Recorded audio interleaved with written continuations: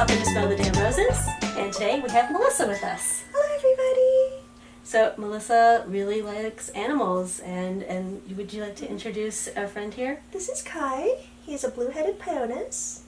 He comes from South America, but he's of course captive bred. He's just going to be in the tree with us. We talked about it a little bit earlier, but you were saying that you have fibromyalgia. Yes, yeah. So I've always had fibromyalgia ever since I can remember, and I never had any way that I could treat it because doctors absolutely refused to acknowledge that fibro was a thing, that it actually existed, that it was all just in my head. So that was part of it, and just basically until recently they're starting to realize that it is actually a thing and that there are things that they can do to help people with it, but there are a lot of different medications out there and they have a lot of really bad side effects. Yeah.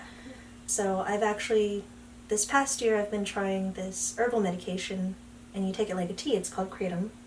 So that's helped me a lot with all of my chronic pain and fatigue and just being able to live a normal life without pain and just crippling fatigue all the time. Awesome. Yeah. Trying to be active, trying Mhm. to keep focused on all of my daily activities, Mhm. you know, pretty much just trying to cope. Yeah. Yeah. That But- totally makes sense. All of my animal hobby stuff, taking care of animals, taking care of my daughter, cooking, gardening, it all helps me focus on my tasks at hand, and it's sort of Mhm. meditative. Yeah. So that really helps me not focus on how much I'm hurting and how much suffering I'm going through that day. So Yeah. Mm. Well, do you want to talk more about your animals? yeah, it's basically more or less a full-time job. On top of being a full-time mother, up until this summer before my daughter was at school, is basically, full-time job all day, every day with my daughter. But now that she's at school, I have 6 hours to do things. And I'm like, I get stuff done. All right. So what do we have here? These are gerbils. I have multiple different colors. Oh, This is a hello. little gold girl. I separate them by sex. There's no accidents because they're all related at this point. But they come in a lot of different colors. This is the gold color. Oh, they're so cute. I know. They're very soft. They take dust baths like chinchillas. Oh yeah, they do. Where are they from? Are they just kind of all over? Or? I forget. But they're very sweet, and they have very nice personalities. I've never met a gerbil that's been mean, so. But I have a little under 1,000 tarantulas. I have about 4 dozen geckos. I have about 3 dozen snakes. And then on top of that, I have a couple dozen invertebrates, like praying mantises, beetles, scorpions, whip scorpions, millipedes, beetles. Yeah. And my parrot. And 4 cats and 1 dog. So yeah, you definitely have a little pet shop going here. Yes, yes. Well, I've always been into animals ever since I was little. And my mom and dad basically let me keep anything that I caught or bought. For some of the more expensive animals, I'd have to ask permission first. Mm-hmm. But I grew up with a family friend who owned a pet shop.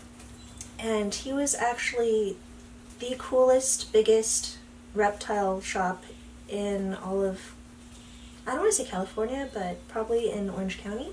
Oh, cool. And that was La Habra Pets. Mm-hmm. And that was really where I got started into a lot of really unusual, exotic reptiles. And that is where I got my introduction to actually owning tarantulas. Because up until then, I had only caught tarantulas at the stables that I used to work at. So there would be, it's Phainopelma utulinum, which is the California brown tarantula, I think is the common name. But during breeding season, they actually walk around looking for females' burrows so they can mate. Mm-hmm. So you only ever really see males because female tarantulas, they pretty much stay within their burrow area. Mm-hmm. So they rarely ever go more than 8 inches beyond the beginning of their burrow. Oh, wow. So it's always the males that are walking around looking for females. Yeah, the giant New Caledonian geckos. They actually come from New Caledonia Island chain, which is out off the coast of Australia and New Zealand. And they're actually a temperate, cool weather gecko. so they can be kept at room temperature, which is really nice. Anywhere between like the high 60s to low 80s is where you want to be temperature-wise. So this parlor is actually perfect temperature year-round. And Cool. you just mist them once, twice a day. They like it to be humid. And I have a mixture of live plants and fake plants and lots of cork bark for them to climb on. They're actually arboreal species, most of them. So I have a couple different species from New Caledonia. I have the Rhacodactylus leachionis. I have Rhacodactylus trachyrhynchus trachycephalus, which is the lesser rough-snouted gecko. I have Iridactyloides agricolae, which is a really teeny tiny, cute little small New Caledonian gecko that I'll show you guys. And then I have the Coralphus ciliatus, which is the crested gecko, which is the gecko that a lot of people out there are familiar with. The Leachionis is the largest gecko in the world, and they can range from about the size of your middle finger to forearm for the smaller guys. The bigger guys can be like almost up to your elbow. And they do have the strongest bite strength of all geckos. So you have to be careful about getting them out because they can be territorial. Yeah. And then during mating season they can be a little bit more aggressive too. So some of my little peanuts actually are more aggressive than my bigger geckos. Which is really cute. That's and funny. I try not to laugh when they nibble me. And I also have Rhacodactylus auriculatus, which is the gargoyle gecko. So I have a couple of those too. The first tarantula that I hadn't caught that I interacted with was actually the cobalt blue tarantula, which is probably one of the most aggressive old world tarantulas that you can own. And she was very feisty, and I actually gained a lot of respect for tarantulas through her because I realized, I'm not going to get bitten by you. You have potent venom, and you were very naughty. So I learned how to use a catch cup to keep her from biting me as I picked out the dead cricket bits and stuff out of her tank. And back then, the husbandry for tarantulas was you keep them on an inch of sand, and you put some decorations in like a 10-gallon tank. The tarantula hobby has progressed. People do a lot more research on the actual ecology of tarantulas, and the husbandry has improved like so much over the years. You no longer keep them on sand, you keep them on a mixture of peat moss, a little bit of sand, and like coconut coir or, leaf litter and stuff. And it's a lot better for the tarantulas. You don't get them dying off anymore due to lack of humidity and stuff. Yeah. A lot of the species that I work with, their habitat is being destroyed through deforestation and human intervention. And they may not be around for much longer. So a lot of hobbyists work with these animals to keep them alive, to keep them around. The crested gecko was actually thought to be extinct until sometime in 1990, I want to say, where a specimen fell off a tree onto a skylight of a museum, and they realized, it's not extinct. And the popularity of them, when they first came to the States, just exploded. So their populations are thriving, and they're completely alive in the hobby today. Great. And it's all due to hobbyists. A lot of my tarantulas, actually, I work with breeders throughout the United States, and pretty soon I'll be possibly working with them in Germany. We'll see, because I'll be working at importations and stuff.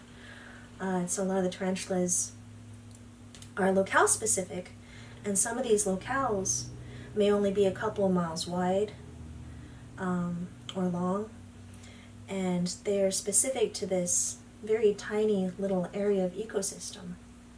So a lot of them are caught in the wild, unfortunately, but without the wild caught ones, you can't increase your genetic diversity.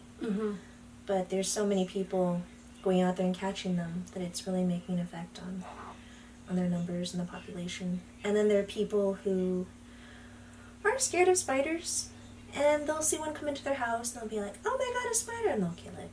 Yeah. So that affects their numbers too. I used to be scared of spiders, and then I went to like a spider reptile show, and they let me hold, I think it was a golden orb spider. Oh, wow. And I kind of fell in love with him because he was so cute and very sweet. Yes. Oh, that's awesome. So I got over my fear of spiders.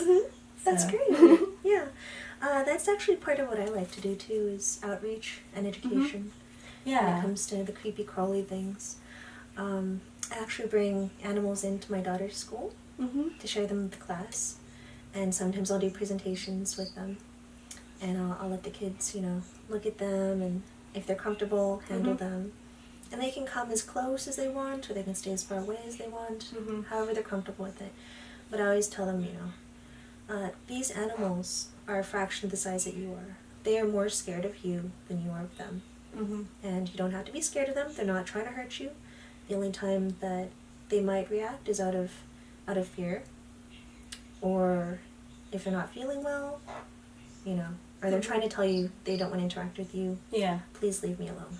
Yes. And we should always respect our animals when they tell us that. Most of my animals, I prefer to leave them alone unless they're social animals. Like all of my mammals are obviously more social. The reptiles mostly like to be left alone, so I just let them do their own thing. Like my parrot is very interactive, and he would die without me if I didn't interact with him every day. Oh, yeah, he's my good boy. And so I mostly just let my geckos be geckos, and I let my snakes be snakes, and I try not to handle them too much. My tarantulas are largely look, do not touch, because while people may think that they like being handled and stuff, they're actually just tolerating it. So I prefer to let them be tarantulas. And I'm always very careful about when I maintain their tanks to make sure that I can see them at all times, and I can tell if they're stressed out, and I can remove myself, or, give them more space, or I can cover their burrow so they don't try and attack me, which is, just them defending their space. Yeah. But a lot of them actually know what the cricket container looks like, and they will come out because they know that I'm going to feed them. A lot of my geckos will actually come down and out, like my Saracenorum actually. They know the sound of the tongs, they know the sound of the cricket container, and they'll actually come out because they know I'm going to feed them crickets that day. So, and then for my bigger guys, they'll come down on feeding day when they know it's time for them to eat. And they'll just sit there and wait. And a couple of them will actually sit on their feeding platforms and be like, I'm ready to eat. I'm going to stuff my face. I'm like, oh, you guys, you have to move back a little bit. Very eager. But even though a lot of my animals can't hear me, I still talk to them. Oh, how are you doing? Oh, look at, you made a big poop. Let me clean it up. Oh, thank you for bringing your little trash ball out, Oh, you shed! You got so much bigger! And I'm actually really fastidious about recording molt dates for my tarantulas. So when it's time for them to go into the new home, the new owner can see, oh, they're probably about due for a molt now, or this is when they molted last, and this is how much size they put on, because some of my tarantulas actually double in size. Oh, wow. It's a very impressive change in size. With a lot of my tarantulas, after they molt, they'll stretch out like they're doing yoga. Oh, yeah? It's really cute, yeah. Aww. Like, oh, new skin, this feels so good.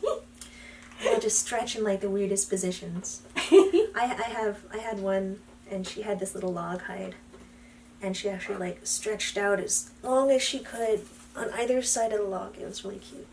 Like, oh, you're doing yoga. Each of the animals that I have, they all have their individual personalities. And it's very unusual to see that, because you read a lot about temperaments. And so people go into the hobby having this perception that this is how my gecko is going to be, or this is how my tarantula is going to be.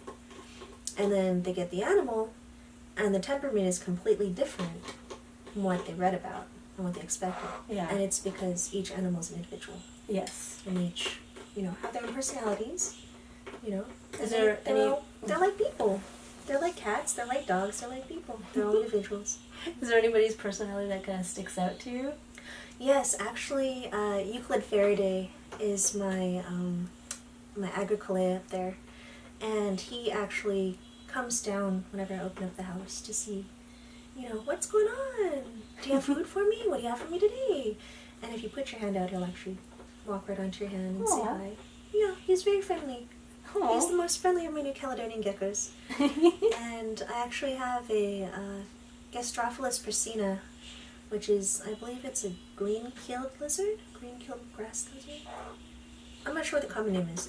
But he's actually super friendly, and I'll introduce you to him later. But he comes right out of his house to eat crickets on you. Oh. Yeah, and then he'll go right back in when he's done. And he's very personable. He's very interactive. Oh. And then I have a lot of geckos that are just very, very hungry. So I'm always very worried about when I'm feeding them. Yeah. They'll just launch right out at the tongs with the cricket. Oh, so. wow. Like right out of, like onto the tongs or out of the cage? Yeah, out of the cage. Oh, no! Towards the tongs. So, yeah, for those guys, I actually just kind of crack their enclosure and I feed them very carefully so they don't wind up falling out or anything. Yeah, oh my goodness, yeah. Recently, I happened to acquire one of my Grail snakes, which is a black-headed python, and I'll be glad to show you her later. Her name is Ishtar, and she's a burrowing snake, a burrowing python from Australia, and she's quite feisty until you get her out. But it's just because she's defensive of her territory. Yeah. I understand that. But once you get her out of the tank, she's really nice. Cool. Yeah. He was my baby before I had my baby. So. Oh, yeah? Yeah. How old is I got him in 2011. Oh, yeah? Yeah, so he's getting up there. But they can live to be 25 to 40 years old. Yeah. So he's pretty much with me for the rest of my life. And I actually have a contingency plan in my will for him, just in case something happened before then. Yeah, so. yeah. That's another thing. Mm-hmm. A lot of the animals can live to be quite old. Mm-hmm. Like even the tarantulas can live to be 20 to 40 years old easily. Oh, wow. The females. Huh. The males pass away a lot sooner, unfortunately. But they can live to be quite old. So that's another thing to think about. If you do have long-lived animals, you should plan for something in your will, just to make sure they're taken care of after you pass away if something happens. So is there anything else that you want to talk about, or anything else you want to say? Besides Kai pooping all over the floor. Well, that's what he wanted to say. He's just like, I gotcha, here you go. I'll give you something to talk about. Just, try to be respectful of all the animals around you. Take care of them, be kind to them. Even if you don't love them, give them their own personal space, because they're worth respecting, they're worth keeping them around, because they play a very important part in the world and the ecology. And if we didn't have them, then the balance would be out of whack, and a lot of bad things would start happening. Like even if we lost, our spiders, or if we lost our snakes, especially, we'd be overrun with rodents and all of the diseases that rodents carry with them. Like the Black Plague that keeps popping up, Yeah. Or, the spiders that take care of all the mosquitoes that carry Nile virus, or malaria and stuff like that. There's a reason why these animals are here. So. Well, thank you so much for being on my thing. Yeah, thank you for having me. And thank you for joining too. Yes. Okay. Do you want to say anything before I go? Bye. Bye. Hello? No? Good boy? Let's go outside? No. He's like, I'm good. He's not going to say anything. That's all good. Well, thank you. Yeah? All right, bye. Bye,